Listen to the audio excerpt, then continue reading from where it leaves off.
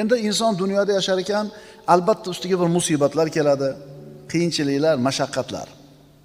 Mana shunday holatda inson o'zini yo'qotib qo'yadi, iztirobga tushadi, dovdirab qoladi. Mana shunday holda nima ish qilish kerakligini bilmay qoladi. Ammo mu'min mana shunday holatda Robbis tomonidan yuboriladigan sakinatga ega bo'ladi, u xotirjam bo'ladi.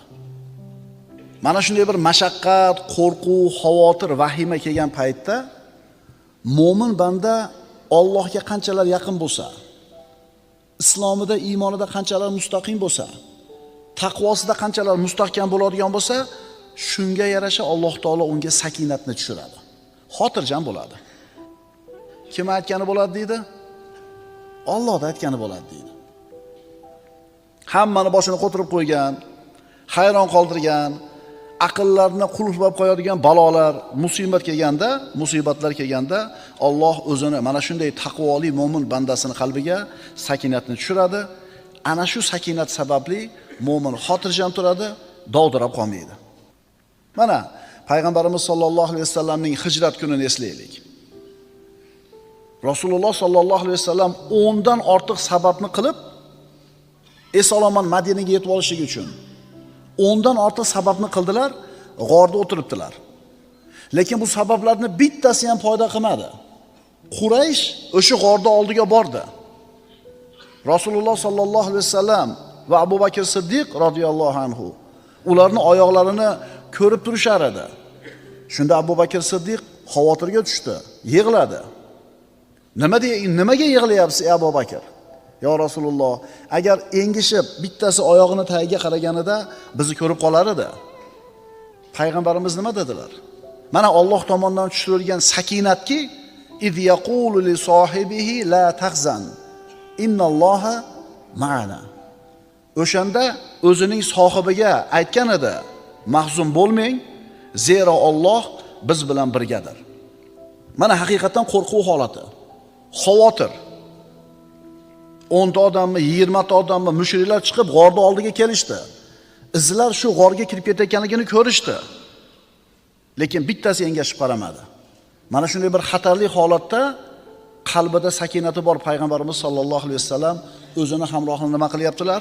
Tinchityaptilar. Xotirjam bo'ling. Ma zannuka ya Abu Bakr bi isnayn, Allohu salisuhuma. 3-she'riga Alloh bo'lgan ikkita odam haqida qanday gumondasiz ey Abu Bakr? Ana sakinat. Xandaq kuni, Hunayn kuni, Hudaybiya kunlari. Bularni bari musulmonlar uchun mashaqqatli, istirobli, qo'rquvli kunlar edi, shiddatli kunlar edi. Alloh hammamizni o'zini ofiyatda saqlasin, lekin bandamiz boshimizda har xil kunlar bor. Mabodo mana shunday bir mashaqqatli, qo'rquvli kunlar kelib qoladigan bo'lsa, agar biz mo'min bo'ladigan bo'lsak, chinakam mo'min bo'ladigan bo'lsak, Alloh tomonidan albatta sakinat keladi. Qalbimiz xotirjam bo'ladi. Birodarlar, biz namoz haqidagi ilmni bir o'rganamiz, bo'ldi. U o'zgarmaydigan ilm. Sarf, nahv, arab tili grammatikasini o'rganamiz, bo'ldi. Qiyomatgacha bir xil turadi. Ro'zani fiqhini o'rgandik, zakotni fiqhini o'rgandik, tamom, bu o'zgarmay bir xil turadi.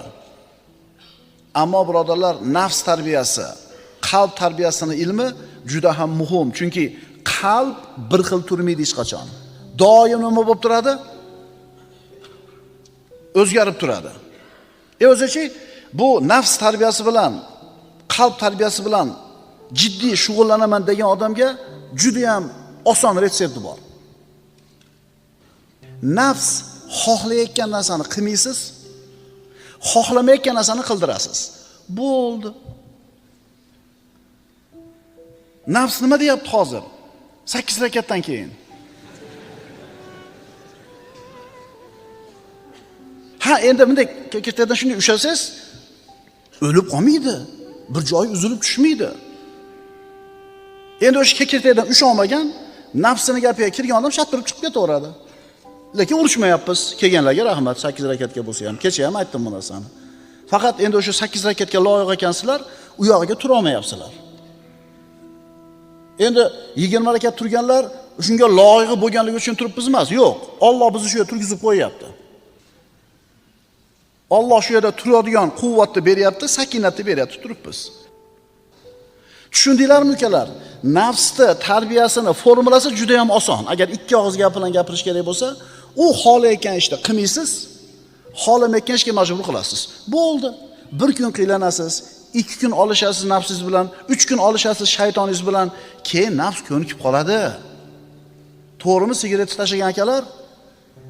3 kun 4 kun qiylangansizlar, keyin nima bo'ldi? Ana shu sakinat birodarlar. Bizni Allohga bo'lgan iymonimiz, ixlosimiz va istiqomamizga bog'liq bo'ladi. Shuni unutmaslik kerak. Qanchalar Alloh yaxshi ko'rgan taqvoli banda bo'lasiz, shu sakinat shuncha ko'proq tushadi sizga. U sakinat kimga beriladi? Rohatli, yengil, oson kunlarida Allohni tanigan mo'minlarga. Yengil, farog'atli kunlarda Allohni tanigan bandalar, bunaqa bandalarning ustiga mashaqqat kelsa, shu kunlarda Alloh taolo ularni taniydi, biz aytayotgan sakinatni beradi. Hadis sharifda aytilganidek, yengil kunlaringda Allohni tanigin, yengil kunlaringda Allohni tanigin, yaxshi kunlaringda, mashaqqatli qiyin kunlaringda Alloh seni taniydi. Allohga inobat qilish degani Allohga qaytish degani. Allohga iltijo qilish degani, Allohga yolvorish degani inobat. Inobat ikki xil bo'lar ekan. Rububiyat inobati, ulug'iyat inobat. Rububiyat inobatini hamma qilar ekan. Mo'minmi, kofirmi, erkakmi, ayolmi, olimmi, omimi, boymi, kambag'almi, millati, irqi qanaqa bo'lishidan qat'iy nazar odam zoti borki, rububiyat inobatini qiladi, iltijosini.